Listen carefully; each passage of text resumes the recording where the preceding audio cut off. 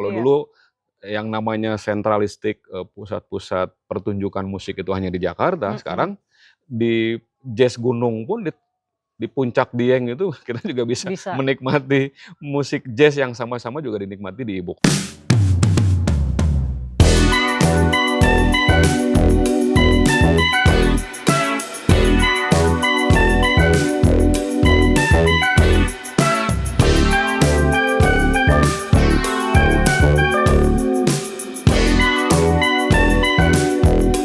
Oke, Kang Rendra selamat datang di Ruang Rekreasi. Terima Terima kasih. kasih Oke. kita sudah ketemu lagi, sudah hadir di Ruang Rekreasi.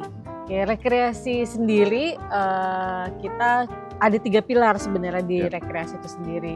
betul, Mungkin kalau selama ini kita bicaranya rekreasi itu jalan-jalan, traveling gitu ya. betul, Bahwa traveling itu ada komponen taman rekreasinya, ada komponen destinasi wisatanya, tempatnya gitu ya. Jadi kita juga tidak boleh melupakan bahwa dalam sebuah taman rekreasi ada unsur seni dan budaya yang betul. mau disampaikan nih ke audiensnya gitu loh. Seperti dunia fantasi gitu ya. Dunia fantasi mungkin banyak hal seni dan budaya yang mau disampaikan ke audiensnya. Nah, Kang Rendra sendiri Ya.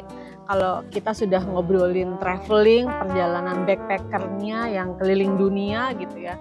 Nah, kalau kita bicara seni dan budaya, kan salah satu unsur budaya itu adalah musik ya Betul, gitu betul. loh. Jadi musik adalah sebuah peradaban manusia juga di situ di dalamnya gitu. Jadi bagaimana sih Kang Rendra memandang musik dalam sebuah rekreasi ini, dalam sebuah cara untuk membangkitkan, menghadirkan kembali kreativitas. Betul. Bagaimana menurut Kang Rendra?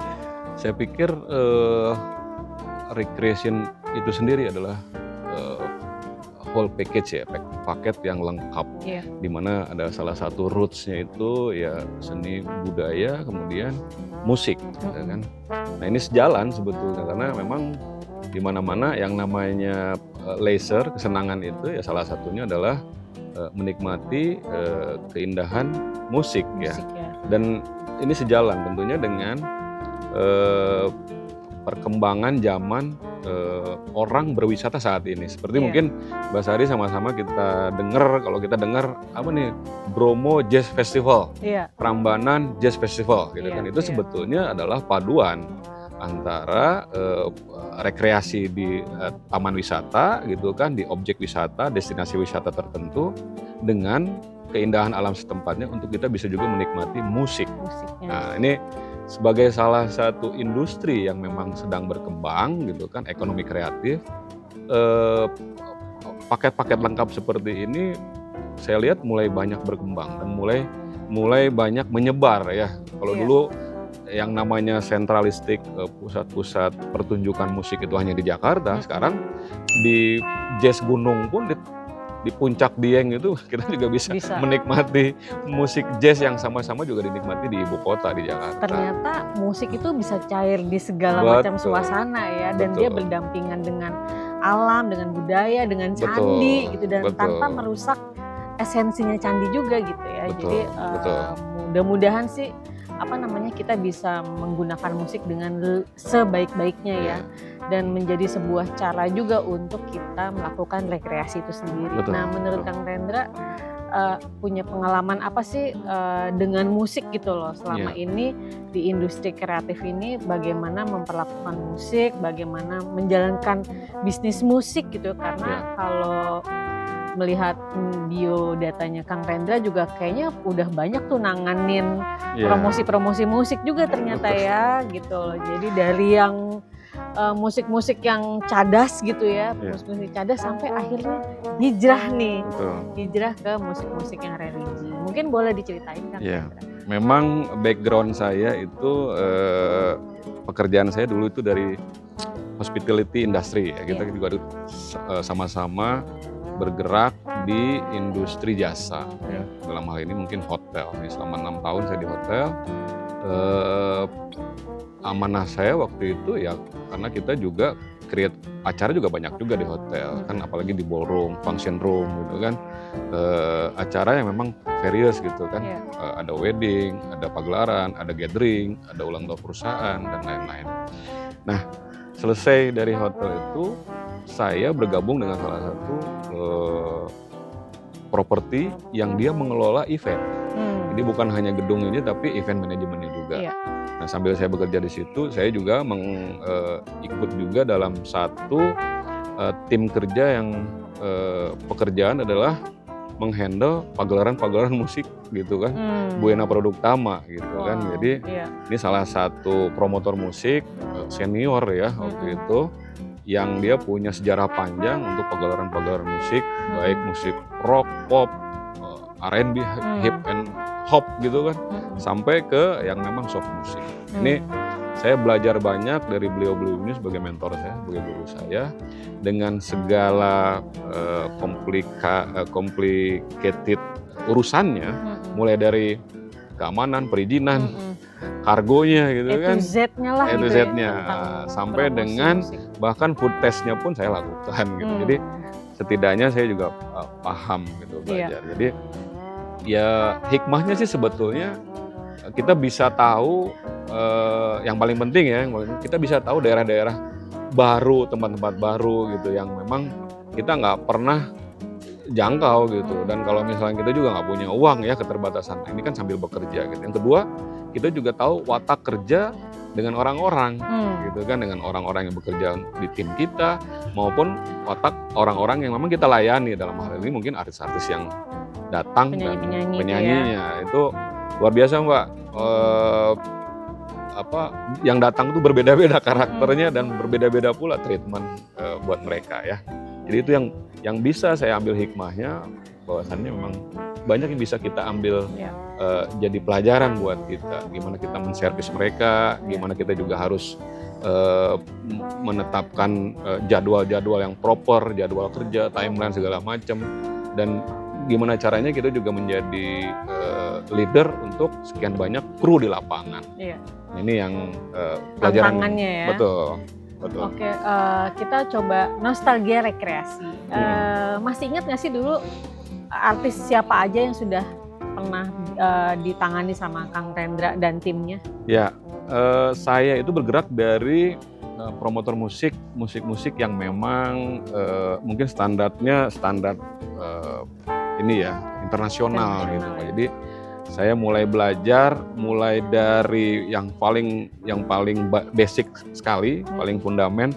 Contoh misalnya jadi kru doang tuh, bawa baby boxnya gitu kan, bawain alat musiknya, artisnya segala macam. Itu saya pernah melakukan itu sampai dengan jadi special assistant.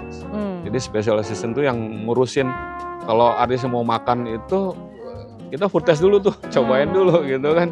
Takutnya poisoning itu ada apa enggak gitu kan, sampai segitunya gitu loh. Jadi itulah yang menarik gitu loh dari mereka gitu. Jadi kita tahu gitu loh hal-hal yang memang detail ininya.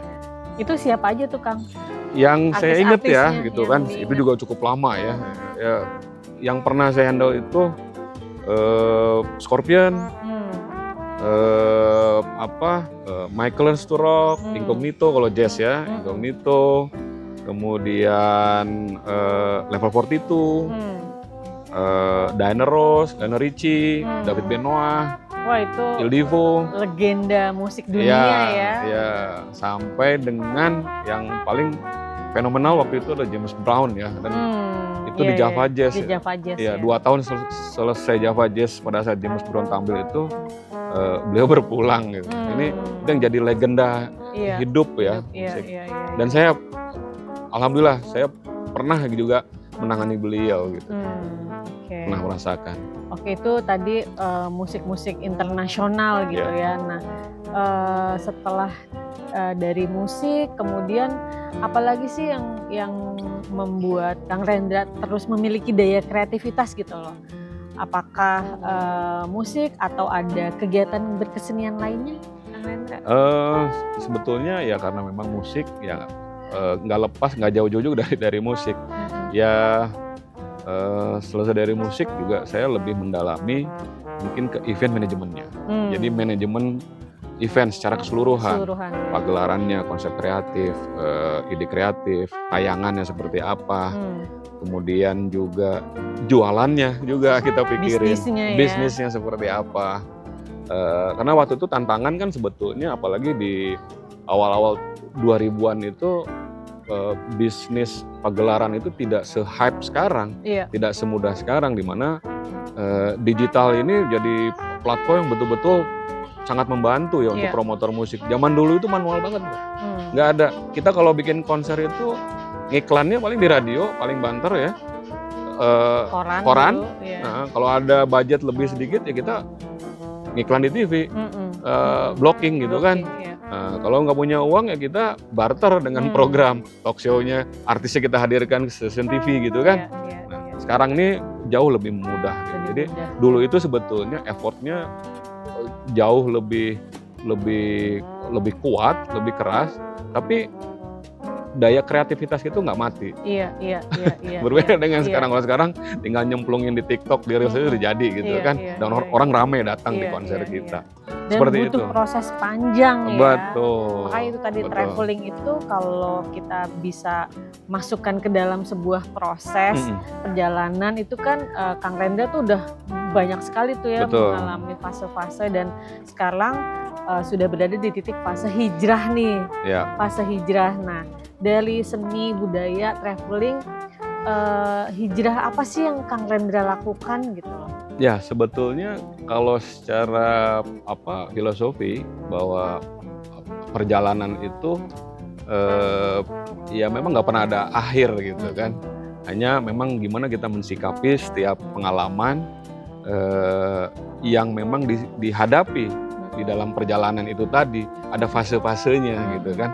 Termasuk ketika saya juga berpikir untuk wah ini waktunya nih kita hijrah gitu kan, walaupun di dunia yang sama, entertainment, tapi ketika ada satu titik di mana saya belajar, guru saya tuh menyarankan, Mbok ya nggak usah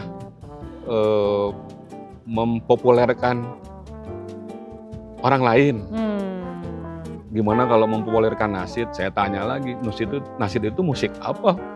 Berarti itu belum tahu ya? Belum tahu. Gitu. Barulah ketika dia menjelaskan nasyid itu adalah ya isinya adalah pesan-pesan kebaikan. Dari situ saya berpikir oh ya boleh juga ya. Itu dengan tidak mengurangi dan tidak juga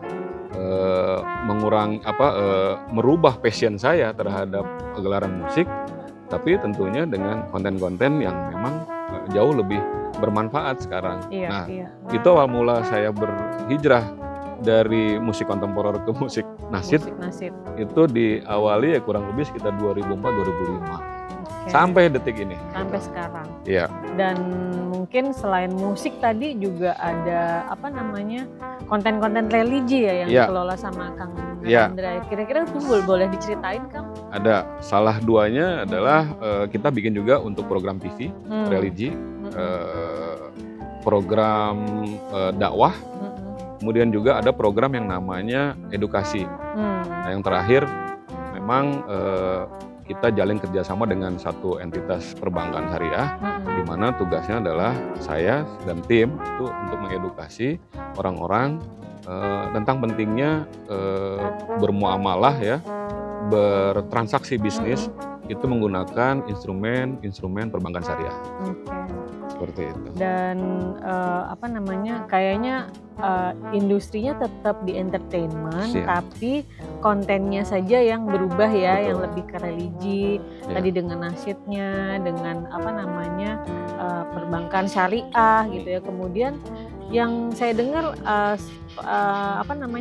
menjadi nih tim balik layarnya ustadz-ustadz juga nih ya. Betul. Nah, boleh diceritain sedikit gitu itu pengalamannya? Ya awal mulanya sih sebetulnya karena musik nasyid itu tadi ya. Gitu. Ketika saya diamanahi untuk membuat satu pagelaran musik nasyid, yang waktu itu memang saya belum tahu juga karakter nasyid itu seperti apa, orang yang datangnya seperti apa, kemudian apa yang disuguhkan, ditampilkan di situ, saya masih blank dan saya belajar dari awal, dari yang paling mendasar gitu, sampai kita tahu Dan kita akhirnya menjalankan dan ternyata malah jadi keasikan saya juga sama sekali gitu. Jadi saking keasikannya saya diamanahi juga untuk menjadi masuk dalam artis manajemennya. Kalau pernah dengar Mbak Sari, ada grup nasyid dari Malaysia itu yang grup nasyid terkenal ya, Raihan gitu. Itu tolok ukur grup-grup nasyid yang memang menurut saya sudah mendunia. Raihan ini walaupun orang dari luar, tapi kita perlu juga belajar tentang kreativitas bermusik Islami, tapi yang bisa diterima di seluruh dunia, bukan hanya di Malaysia. Mereka itu sudah melakukan tour di hampir 5 benua, bayangkan. Dan karena memang saya diamanahi untuk sebagai manajemen mereka, salah satunya ya saya juga harus mengikuti di mana mereka tour. Tapi asbab dengan itu saya bisa keliling, alhamdulillah lah, bisa tahu lah dikit-dikit Amerika Selatan, gitu kan. Saya bisa ke Trinidad, Tobago, sampai ke Kanada, ke Rusia, gitu kan. Timur Tengah udah pasti, gitu kan. Dan itu traveling juga loh. Traveling. Cuman memang saya syaratkan waktu itu kalau bisa. Karena saya satu-satunya pemegang paspor di luar paspor merah. Ya, artinya bukan paspor orang Malaysia. Saya cuma orang Indonesia, tapi memang amanah saya tour leader gitu. Jadi setiap ada trip untuk konser misalkan di Eropa Timur gitu, tour leadernya pasti telepon saya gitu. Kak Rendra bisa ikut kemana tripnya? Saya bilang, oh ini 2 minggu misalkan untuk di Middle East gitu kan. Ya saya berangkat. Gitu. Satu-satunya paspor Indonesia cuma saya. Di bawah saya itu sekitar 13-14 orang yang memang saya koordinir. Gitu. Wah, pengalamannya luar biasa banget nih. Udah menjelajah banyak benua ya gitu. Tapi pasti balik lagi kan, Indonesia nomor 1 ya. Siap. Indonesia itu tetap tadi di kan, hati ya Indonesia. Itu tadi kan, hakikat perjalanan adalah selalu ingat rumah. Kembali ke rumah. Ingat pulang. Ingat jalan pulang. Ingat jalan pulang. Oke, terima kasih banyak Kang Rendra, ngobrolnya luar biasa. Mudah-mudahan Sobat Rekreasi semua bisa dapatkan manfaat dari obrolan kita di Ruang Rekreasi. Terima kasih.